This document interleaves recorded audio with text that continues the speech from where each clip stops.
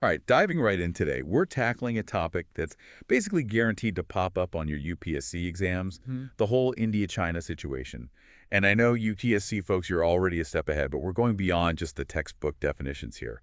This deep dive is like your cheat sheet to really grasping what's at stake for India, how this relationship shapes their future, and most importantly, how to nail those tricky mains questions about it. You'll see keywords like, oh, LAC, BRI, Quad, even terms like trade deficit, which might seem basic, but trust me, you can weave those into some seriously insightful answers. And that's the goal here. Now, you're prepping for the UPSC, so you already know this isn't a simple are they friends or are they enemies Mm. situation. But really, is China more of a challenge or an opportunity for India? Can India actually become self-reliant with this giant right next door?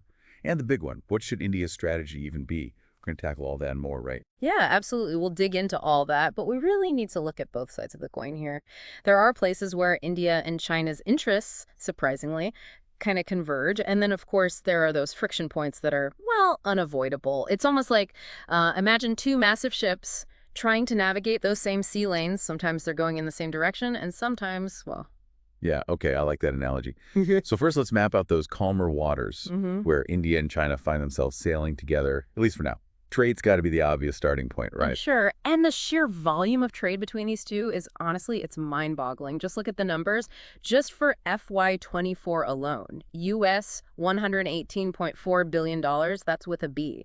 And you'll often hear that number framed as a problem for India, which we'll get into later for sure. But it also shows just how intertwined their economies are. So it's not just competition then, it's also, what, like a forced cooperation in a way. Exactly. China needs what India provides, things like raw materials, software services, all that.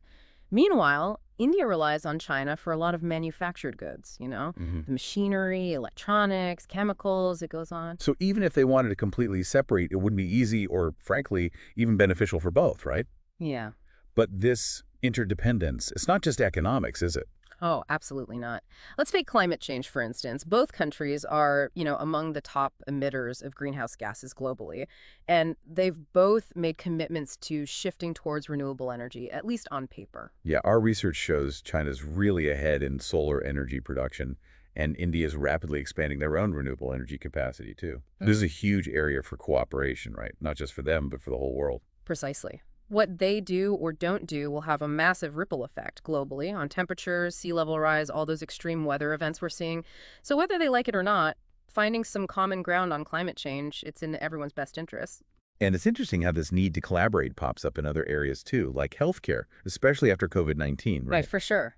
Think about it. India is often called the pharmacy of the world, but to produce many of those pharmaceuticals, they actually depend on China for something called active pharmaceutical ingredients, APIs for short.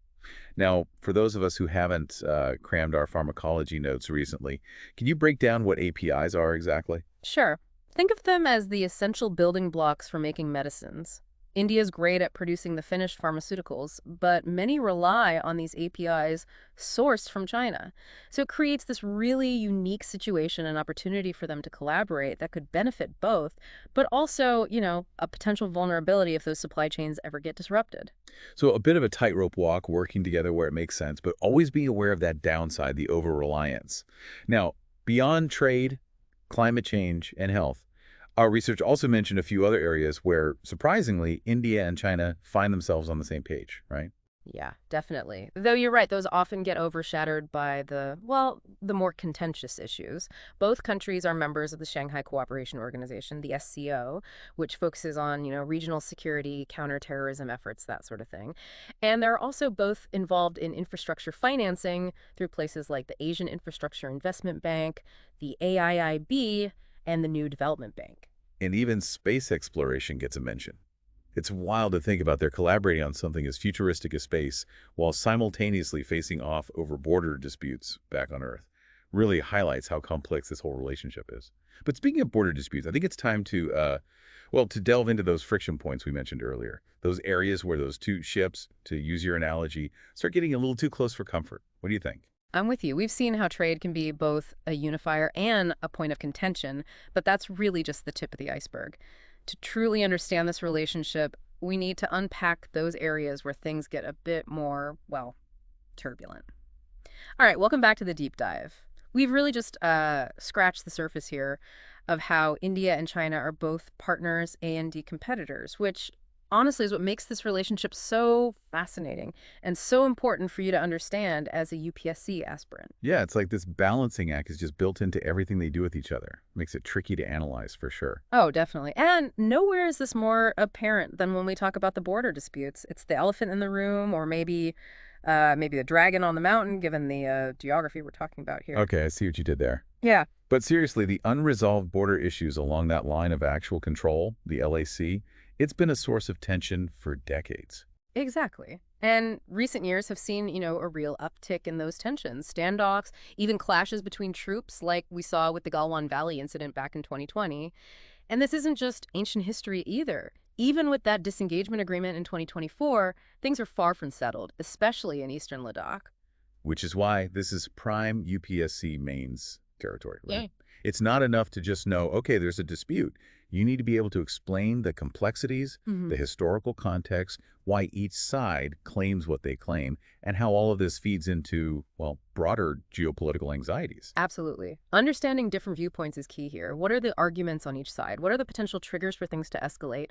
And maybe most importantly, what are the possible paths towards some kind of resolution, even if they seem a bit far-fetched right now? So it's less about finding the right answer and more about showing that you can really think critically about a multifaceted issue like this. But let's move on to another friction point that we see in the headlines all the time, that massive trade imbalance we talked about. Earlier, we mentioned that, what was it, U.S. $118.4 billion trade figure. But the breakdown is where it gets really interesting. Exactly. While that total volume is huge, the balance is heavily skewed in China's favor. Just in FY24, India had a trade deficit of, get this, US $85 billion dollars with China. That's a lot of money flowing out, and it raises some serious concerns about over-reliance and what that could mean for India's own industries. And this is where we see that push for self-reliance coming in, right? One example that really stood out in our research was the Production Linked Incentive Scheme, or PLI, specifically for semiconductors. It seems like India is really trying to lessen its dependence on Chinese imports by boosting its own domestic manufacturing, especially in key sectors like electronics. It's a smart move, strategically speaking. Semiconductors, I mean, they're crucial for everything these days. Smartphones, laptops, even military equipment, you name it. By encouraging companies like, say, Micron Technology to set up shop in India, they can slowly reduce that reliance on China while building up their own tech capabilities at the same time. So it's like a carefully calculated decoupling, but not a complete cutoff. Right. More about creating options, diversifying. Exactly. And we see this happening in other areas too. India is working with Germany on developing green hydrogen, partnering with Japan on battery technology. It's all about not putting all their eggs in one basket, so to speak. This multi-pronged approach, I mean, it really seems to be the core of India's whole China strategy.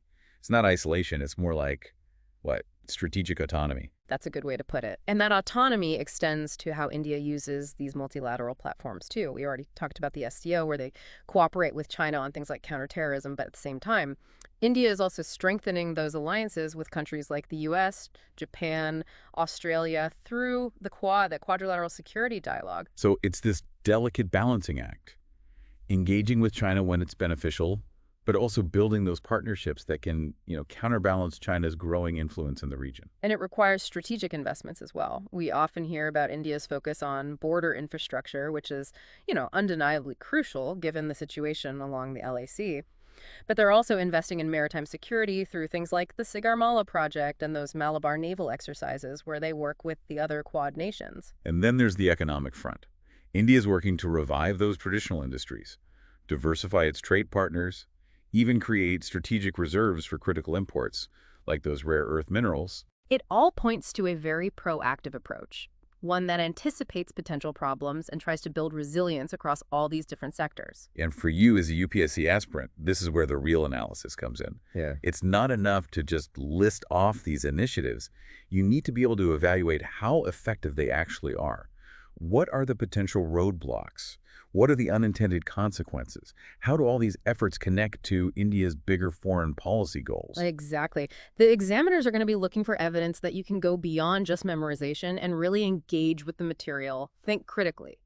Now, we've covered a lot here, outlining both the opportunities and the challenges that define this India-China dynamic. But the big question remains, is this enough? Can India really chart its own course while navigating all the complexities of this relationship? Back again for the deep dive. And we've really gone deep on this India-China relationship, haven't we? This is way more than just a headline you glance at, that's for sure. It is. We've seen those areas where their interests, actually align: trade, climate change, even healthcare and space exploration. It's surprising. But we've also dug into where things get a little rocky: the border disputes, that trade imbalance that just hangs there, and all the geopolitical maneuvering that's always simmering in the background. What's really stood out to me is how India's approaching this whole thing. It's almost like a carefully planned dance, engaging with China, where it makes sense, but simultaneously building up their own strengths, Yeah. and those partnerships that counterbalance China's influence. It's definitely a multi-layered strategy, that's for sure. Strategically decoupling in certain areas, like we talked about with the semiconductor push, diversifying their partnerships on a global scale, and all those investments, not just along the border, but maritime security, reviving traditional industries. It's pretty comprehensive. But for you, as a UPSC aspirant, the question that's probably on your mind is it enough? Can India really pull off this balancing act and actually achieve genuine self-reliance with, well, a giant like China right there? The million-dollar question, right? And like you've probably gathered, there's no easy yes or no answer. It's not a pass-fail kind of situation.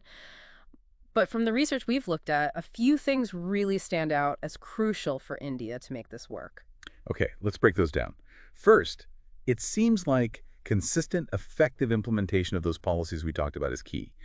Announcing initiatives like the PLI scheme or the Sagarmala project is one thing, but actually making them happen, seeing those concrete results, that takes sustained effort, not just a burst of enthusiasm. It's a marathon, not a sprint, that's for sure. Take the PLI for semiconductors, for example. It's got huge potential to completely change how India does electronics manufacturing. But getting companies like Micron to come in, that's just the first step. They need to create the right environment for those companies to thrive, develop local talent, ensure reliable infrastructure. It's a long game. And it's not all on the government, is it? The private sector needs to be a part of this too. They have to be willing to invest, innovate, build capacity, and ultimately, create products that can compete globally. Otherwise, it's just shifting dependence from one country to another. And then there's the global landscape, something no one can fully control. Geopolitical shifts. They can open up opportunities for India, but they can also throw some real curveballs. What happens between the US and China, for example, will have a ripple effect across Asia. Like India's playing chess on a board where everyone else is making moves too. Sometimes predictable, sometimes not. Agility, adaptation, that's going to be key. And there's another element we can't forget: the human factor. Absolutely. India's population, it's young, it's vibrant. That demographic dividend can be their biggest advantage in this whole self-reliance journey. But it needs the right support. Education, skills development, fostering a culture that values entrepreneurship and new ideas, all those things are essential. It's not just about factories and ports. It's about a whole mindset shift. And that's something for you, our UPSC aspirants, to really consider. How do you, as future policymakers, contribute to creating that mindset? This is where your UPSC preparation goes beyond just memorizing facts and figures. Start analyzing those policies we discussed. What works? What doesn't? How could they be better? How do they fit into India's overall vision on the global stage? The examiners aren't looking for people who can just repeat information. They want critical thinkers. They want to see that you can really grasp this whole India-China situation, analyze those different perspectives we talked about, and come up with your own insights. Because, as we've seen, this relationship is constantly shifting, always evolving.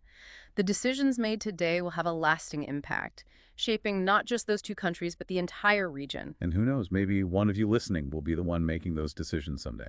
And on that note, if this deep dive has helped you make sense of this complex topic, well, hit that subscribe button and share this episode with your fellow UPSC folks. There's a lot more to explore out there, and we're here to guide you. Until next time, keep diving deep.